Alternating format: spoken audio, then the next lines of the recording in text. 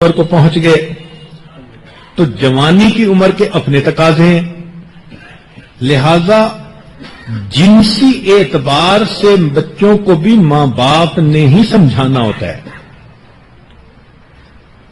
جنسی نقطہ نظر سے بچوں کو کیا تربیت دینی چاہیے؟ ایک تو یہ کہ بچوں کو گھر آنے کی اجازت لینا سکھانا چاہیے۔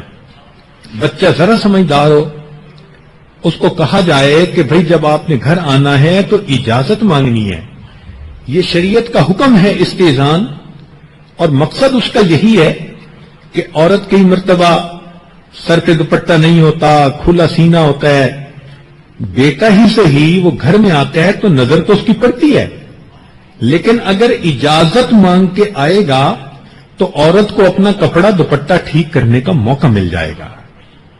اچانک گھر میں داخل ہو جائے گا تو ننگے بدن ہی دیکھ لے گا گھر کی عورت کو۔ اس لیے شریعت کا یہ خوبصورت اصول کہ مرد گھر میں داخل ہونے سے پہلے اجازت لے، یہ بچے کو شروع سے سمجھانا چاہیے۔ دوسری بات کہ بچے کو جیسے ہی جوانی کی عمر کو پہنچنے لگے نگاہیں نیچی رکھنے کی تعلیم دینی چاہیے، تاکہ بچہ ادھر ادھر عورتوں لڑکیوں کو دیکھنے کا عادی نہ بنے، یا بچی ہے تو اس کی نظر ادھر ادھر نہ گھومتی پھرے۔ نوجوان بچوں کو یہ بھی سمجھائیں کہ اللہ رب العزت کا حکم ہے قل للمؤمنین یغضوا من ابصارہم، ایمان والوں سے کہہ دیجئے نگاہیں نیچی رکھیں، اور ایک جگہ فرمایا قل للمؤمنات یغضضن من ابصارہن، تو دیکھیے لڑکیاں بھی نگاہیں نیچی رکھیں، غیر مردوں پر نہ ڈالیں، اور لڑکے بھی نگاہیں نیچی رکھیں، غیر لڑکیوں کے اوپر نہ ڈالیں، یہ حکم دونوں کے لیے۔ پھر تیسری بات کہ بچہ جب ذرا بڑا ہو اس کا بستر الگ کرنا چاہیے۔ کئی جگہوں پر بستر ایک ہوتا ہے، بچے سونے والے دو ہوتے ہیں، تو اس کے اثرات اچھے نہیں ہوتے۔ ایک اہم چیز کہ نوجوان بچوں کو دائیں کروٹ سونے کا حکم دینا چاہیے اور اس پر سختی کرنی چاہیے۔ یہ بات بہت توجہ طلب ہے، نوجوان بچوں کو دائیں کروٹ سونے کا حکم دینا چاہیے اور اس پر سختی کرنی چاہیے۔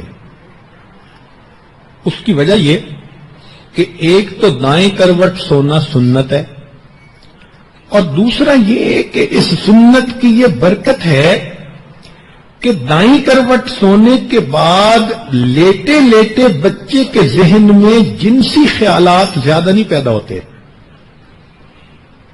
حضرت عمر رضی اللہ عنہ فرمایا کرتے تھے کہ جب کوئی عورت کمر کے بل سیدھا لیٹے گی تو اس شیطان اس کے ذہن میں جنسی خیال ڈالے گا، جب کوئی جوان لڑکا پیٹ کے بل لیٹے گا تو شیطان اس کے ذہن میں جنسی خیال ڈالے گا، اور واقعی بات سچی ہے۔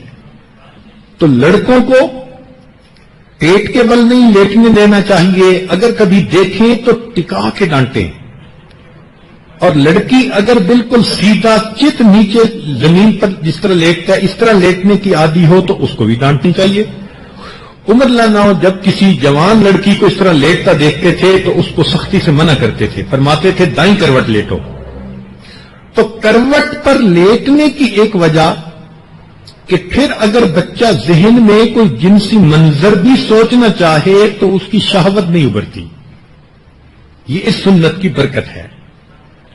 پانچویں چیز کہ بچہ جب بڑا ہو جائے تو مخلوط محفلوں میں اس کو نہیں لے جانا چاہیے، اس کو بتانا چاہیے کہ لڑکے مردوں کے ساتھ رہیں اور لڑکیاں عورتوں کے ساتھ رہیں، آپس میں تب ملیں جب ایک دوسرے کے محرم ہوں۔ تو محرم اور غیر محرم کا فرق شروع سے ہی بتائیں گی تو بچے کے اندر ایک کنسپٹ بلڈ اپ ہو جائے گا۔